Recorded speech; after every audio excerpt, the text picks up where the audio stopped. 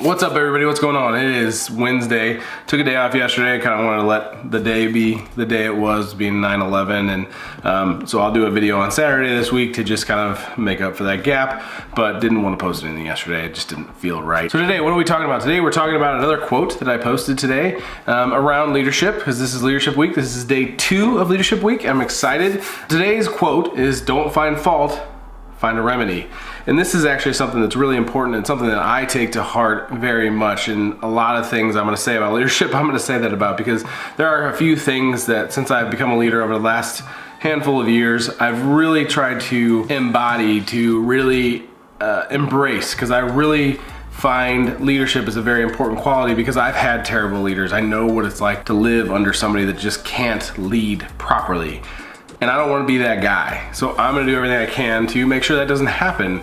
And this one kind of struck me. This is actually one of my favorites. And that's because it's really important. It's really important to, 1, learn and grow from your mistakes. But 2, if you're a large company, you've got a handful of people making mistakes constantly, and that's not the same people, but you're just in flux and flow. If you're doing anything creative or innovative, you're going to be making mistakes, and it's important to not be punitive in that. It's important to find what happened, figure out how you avoid that from happening again, and everybody learn from it.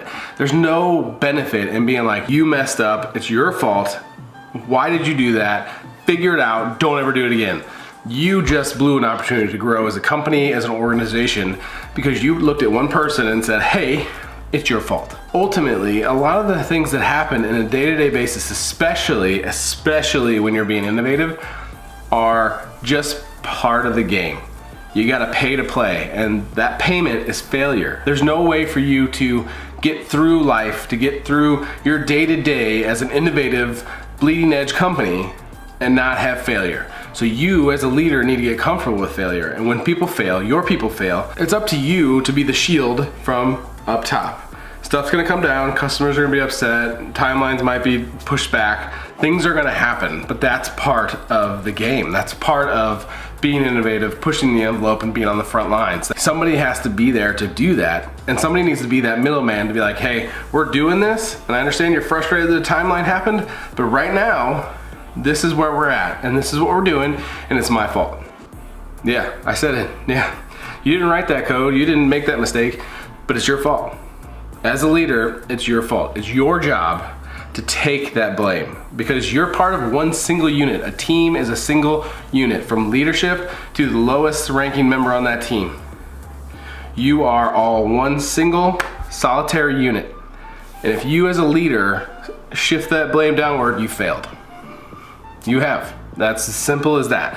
If any single person is singled out by you as saying, well, you know, we would have made that deadline, but John, he messed up, you failed. And you're a coward, to be totally honest. Now, if the same person keeps failing or keeps making mistakes that they shouldn't make, then that's a different conversation. But ultimately, it's on you to shield your people from the drama, from the BS, from the stuff that comes from business. This is not like me calling out CEOs or CTOs or VPs or anything like that. Like, this is part of business. You're gonna have unhappy customers, you're gonna have blown timelines, and people aren't gonna be happy, as they shouldn't be. Like, it's okay for them to be upset. You blew a timeline. The key is, for you are the man in the middle. You're the leader that is running this team. You are the leader that is protecting this team. You are the leader that is helping this team find success. You're also helping the company find success, and the customers find success, and the CTO and the CEO and the VP and all those people. You're helping them find success. You're helping them find success. You're in the middle. The key here, and I talked about this in the last video, if you don't have their backs, you don't have their respect. And if you don't have their respect, that's a problem. That is a huge weakness as a leader. You cannot not have their respect.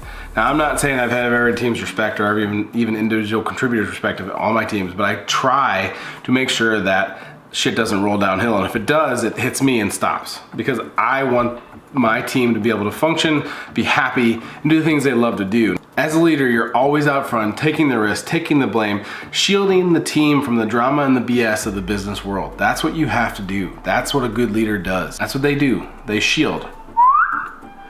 Nothing gets past this. Your team's over here, leadership's over here. You are the middleman. You figure it out. None of this is easy, but I promise you it's worth it. Every day, is a challenge. Every day is a mystery. Every day is a lot of different things kind of congealed into one crazy day. But it's worth it. And it's actually, if you embrace it and you understand the difference you're making for both sides of your middleman here, it can be a lot of fun. And it can be really rewarding. With all that being said, I hope everybody has a fantastic day. Happy hump day. I hope everybody has a great rest of the week. And I will see you guys tomorrow with another quote. Boom! See ya.